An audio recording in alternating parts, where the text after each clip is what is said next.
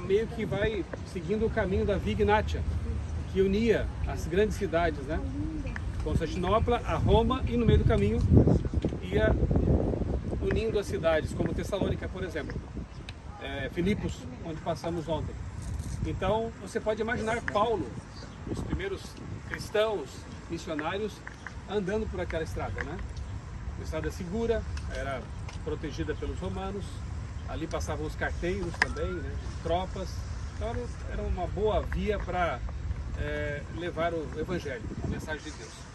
E obviamente que aqui nós temos um espaço, um local apropriado para recordar conselhos que Paulo deu em suas cartas, primeira e segunda, aos Tessalonicenses, os cristãos que moravam aqui nessa localidade.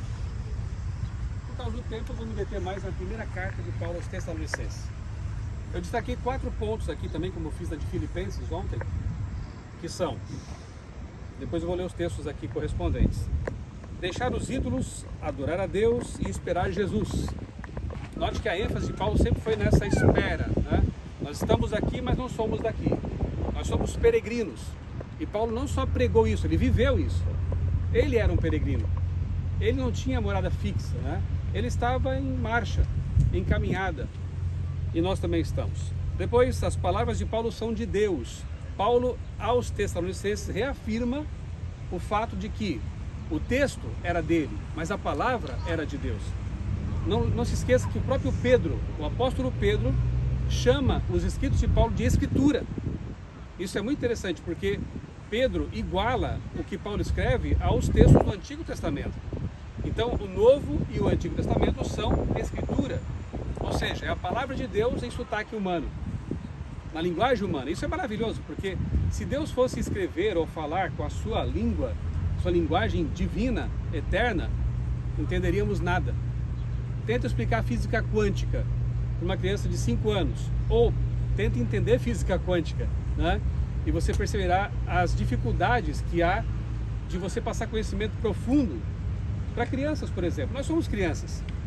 Então Deus, o Criador do Universo, o Todo-Poderoso, ele teve esse, aspas, desafio de comunicar verdades eternas e profundas para seres humanos finitos como nós, ou até mais limitados do que nós.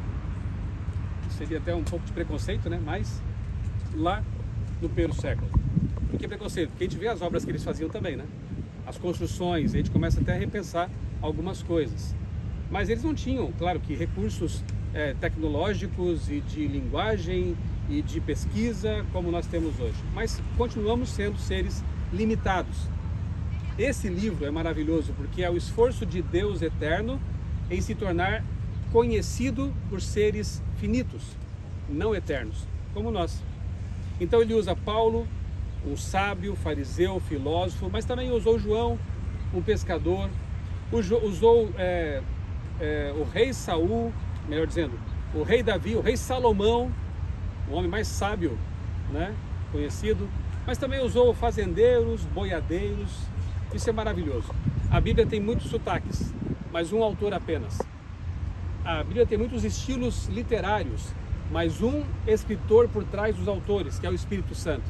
E aqui nesse texto, nessa carta, Paulo reafirma isso. A palavra não é minha, o texto é meu, a palavra é de Deus.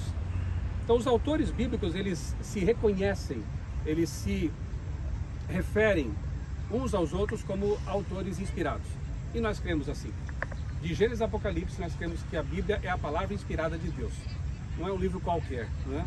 E ela tem credenciais em relação a isso. Terceiro ponto que eu destaquei aqui na leitura que eu fiz: viver em santidade e esperar Jesus. De novo, a ênfase na espera. E você vai ver que Paulo ele conclui a sua carta, a sua primeira carta aos Tessalonicenses, falando justamente sobre esse assunto: a ressurreição e a volta de Jesus. Vou ler alguns trechinhos aqui para vocês. Primeiro aos Tessalonicenses, capítulo 1, versos 9 e 10, que dizem assim: deixando os ídolos, vocês se converteram a Deus, para servir o Deus vivo e verdadeiro, e para aguardar dos céus o seu Filho, a quem ele ressuscitou dentre os mortos, a saber, Jesus, que nos livra da ira vindoura. Tendo passado já por Éfeso, por Filipos e mais alguns lugares, Você entende por que Paulo diz isso? Deixem os ídolos e se convertam ao Deus vivo. Deu para entender agora? Quantas estátuas, quanta idolatria, quanta adoração a coisas feitas por seres humanos a gente viu por aqui. E Paulo, quanto Paulo se arriscou em dizer isso em lugares como esses? Porque o culto aqui também dava dinheiro. Como muitos fazem hoje, né? Usam a religião para ganhar dinheiro. Também havia isso no passado. E Paulo diz, abandonem tudo isso. E voltem e sigam, amem, se entreguem, se convertam ao Deus vivo. O Deus verdadeiro, o Criador do universo. Depois, no capítulo 2, no verso 13, nós temos o seguinte: ao receberem a palavra que de nós ouviram, que é de Deus, olha só, como eu tinha dito, né?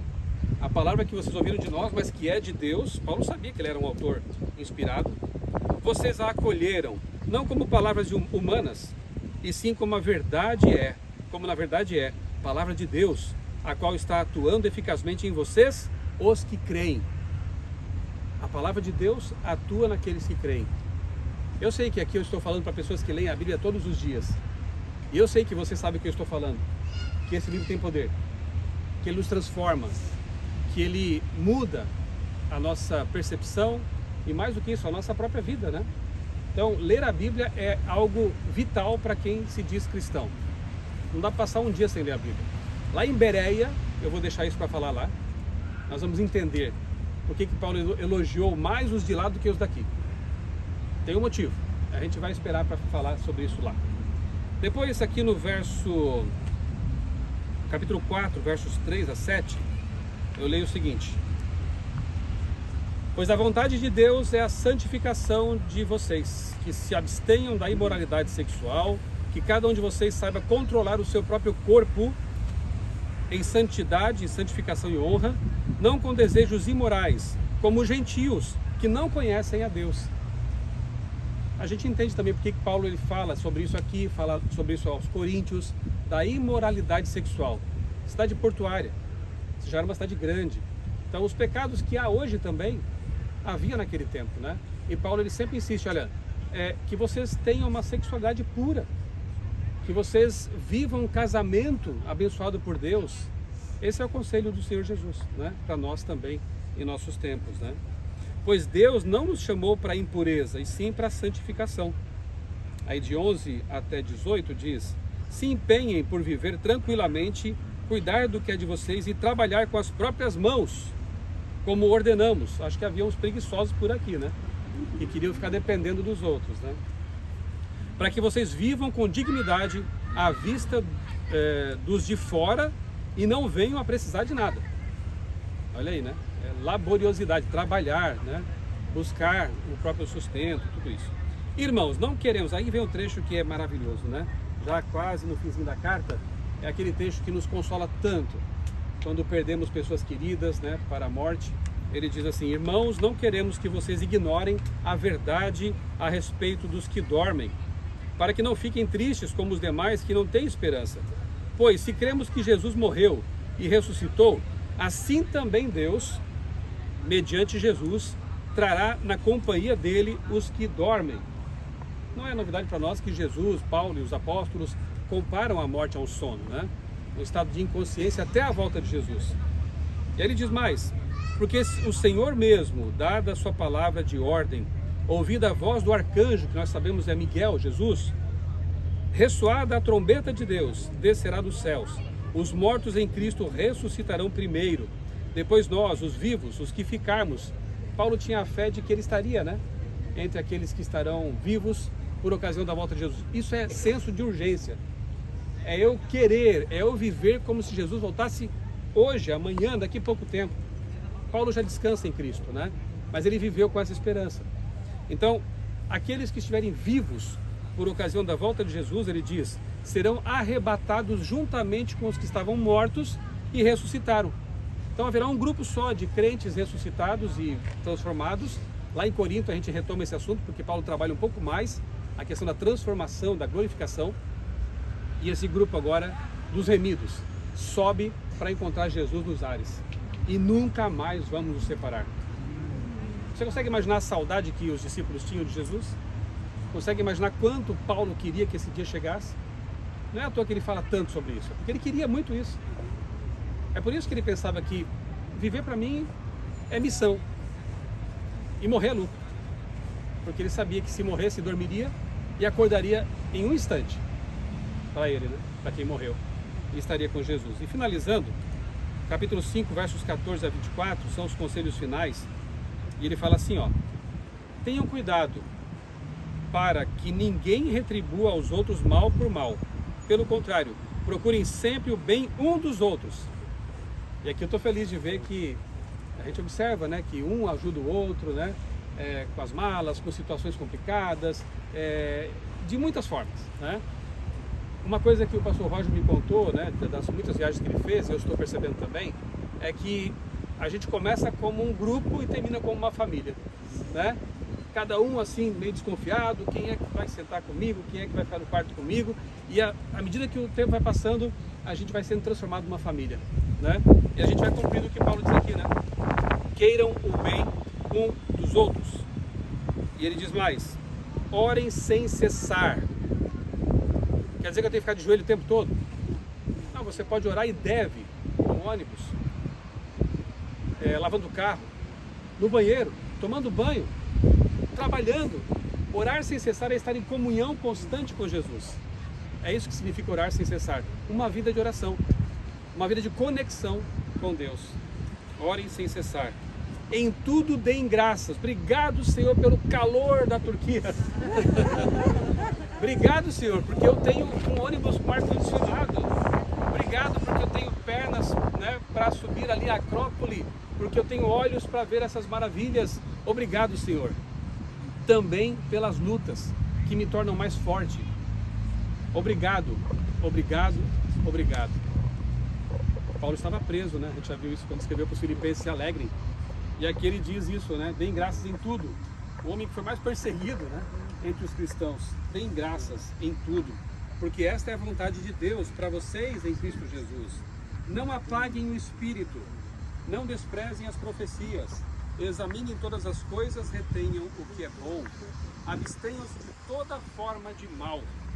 O mesmo Deus da paz nos santifique em tudo, e que o espírito, a alma e o corpo, ou seja, você na sua totalidade, sejam conservados íntegros e irrepreensíveis na vinda de nosso Senhor Jesus Cristo. Fiel é aquele que os chama, o qual também o fará. Amém? Amém. Ou seja, Paulo, não é fácil, hein, viver desse jeito. Paulo, não é fácil viver uma vida pura no mundo impuro. Paulo, não é fácil guardar o corpo, a mente, a nossa alma, né, que é a totalidade do ser, como eu disse, íntegros. Mas Paulo diz: aquele que chamou você vai fazer isso por você. Amém. Olha que bonito. Eu estou dando aqui para vocês, Paulo, né, dizendo orientações de como vive um cristão. É claro que em contraste com esse mundo é algo quase, humanamente falando, impossível. Mas aquele que chamou você vai fazer isso por você. Vai fazer isso em você. Essa é a promessa. Então não apague o espírito. Viva sensível à voz do Espírito, como já falamos, né? E aí essa vivência com Deus, essa vivência com Jesus, vai tornar você cada vez mais parecidinho com Jesus. Cristão é um pequeno Cristo no mundo. Chega um ponto que você vai ter a coragem de dizer como Paulo: sejam meus imitadores. Nossa, Paulo, como eu sou de Cristo. Pronto, está resolvido. Sejamos pequenos Cristos, para que outras pessoas se inspirem em nós e queiram ser também pequenos Cristos no mundo. Isso é ser cristão, isso é ser discipulador, isso é fazer a obra que Paulo, que Silas, que Timóteo, que Marcos, que João, que Pedro e tantos, e Lídia, e todos esses fizeram. É amar Jesus, se entregar para Ele, passar pelos caminhos da vida e as pessoas olharem para você e quererem ser como você. É quererem ser pequenos cristos como você também é. Alguém aqui é perfeito? Eu sou mais imperfeito aqui, como dizia Paulo, né? Eu sou o pior dos pecadores, Paulo admitia isso. Mas Jesus em mim, eu crucificado com Ele, eu sou um pequeno Cristo. Deus nos ajude a ser cada vez mais semelhantes a Jesus, né? E aqui em Tessalônica, local tão especial, ali pertinho do Mar Egeu, guarde isso na memória, esse momento especial, guarde na memória, no coração, né? E se lembre sempre de que aqui viveram cristãos de que aqui há cristãos que são descendentes de todo esse trabalho, né? E pensem em como é importante nós seguirmos Jesus de perto e a palavra que ele deixou revelada para nós. Vamos concluir com uma oração? Amém. Oremos. Querido Deus, bondoso Pai, mais uma vez, nesta nossa maravilhosa viagem, nós erguemos a voz até o Teu trono, pedindo-Te graça, poder, para vivermos o verdadeiro cristianismo. Um cristianismo que não é apenas de palavra, mas que toca todas as áreas de nossa vida. Ó Pai, Tu sabes as lutas que nós enfrentamos, assim como Paulo e os demais também enfrentaram. Ajuda-nos em nossas lutas. Tu nos chamaste para uma vida nova e nós confiamos que Tu farás em nós a Tua obra, de efetuar em nós tanto o querer quanto o realizar. Pai querido, aqui nesta sombra, num local tão especial, pertinho do Mar Egeu, nós conseguimos imaginar os discípulos, Paulo especialmente, aqui nessa cidade, clamando, gritando, para que as pessoas aceitassem a salvação em Cristo. Obrigado porque nós aceitamos. E obrigado pelo trabalho que eles fizeram, pelos escritos, pela vida, pelo legado deles, que nós prossigamos nesses passos e possamos concluir a obra e ver Jesus voltar nas nuvens dos céus, que era o desejo que eles tanto acalentaram no coração. Continua, Pai, abençoando o restante da nossa viagem. Nós oramos agradecidos em nome do Senhor Jesus. Amém. Amém. Sigamos.